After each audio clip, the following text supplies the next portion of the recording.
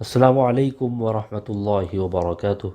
معزز ناظرین، تعلیم و تعلم یوٹیوب چینل پر آپ کا استقبال ہے۔ سلسلہ نمبر 180، سوال نمبر 1، غزوہ بنی قینقاع کب پیش آیا؟ اے 30 شوال سن 2 ہجری، بی 15 ذی قعدہ سن 2 ہجری، سی 15 شوال سن 2 ہجری، ڈی 23 ذی قعدہ سن 2 ہجری۔ غزوہ قرقرۃ القدر کے بعد غزوہ بنی قینقاع 15 شوال سن 2 ہجری کو پیش آیا۔ آپشن سی درست جواب۔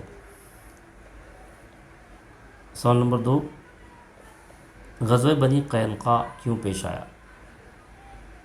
اے جب آپ صلی اللہ علیہ وسلم نے انہیں اسلام کی دعوت دی تو وہ غصہ ہو گئے، بی آپ اس غرے میں مت رہنا کہ آپ نا تجربہ کار اور ناواقف قوم یعنی قریش پر غالب آ گئے، سی واللہ اگر ہم سے مقابلہ ہو تو خوب معلوم ہو جائے گا کہ ہم مرد ہیں، ڈی مذکورہ بالا تینوں درست ہیں۔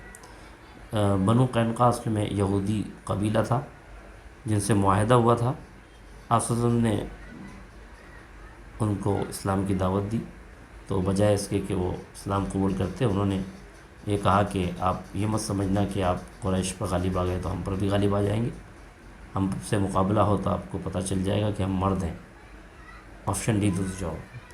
سوال نمبر 3، غزوہ بنی قینقاع کے لیے روانہ ہوتے وقت آپ صلی اللہ علیہ وسلم نے کس کو اپنا نائب مقرر فرمایا؟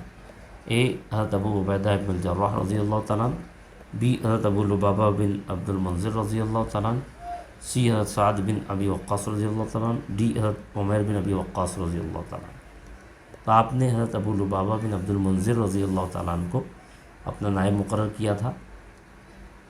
بہت بہت شکریہ۔ السلام علیکم ورحمۃ اللہ۔